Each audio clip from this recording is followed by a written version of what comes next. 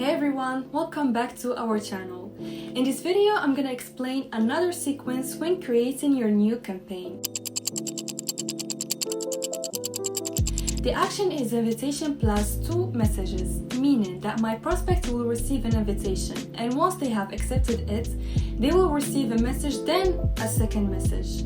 So, you can change the name of your campaign if you want, it's optional. Here you're gonna choose the list of your prospects. You can either add all the prospects or select one of them from the list. Click on Next. Then you must select the delay you want between the moment your prospects accept the invitation and your first message.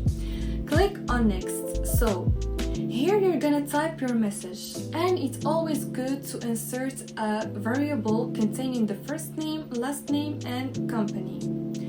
And of course, it will automatically change depending on your prospects. And then click on Next. Okay, so now it's the delay between the first message and the second message. Now you're gonna type the second message and always insert your variable. Click on Next. And here you go, your new campaign is created. Hope you find this video useful. Hit that like button, subscribe, and share your Lykoza thoughts below. See you in the next videos.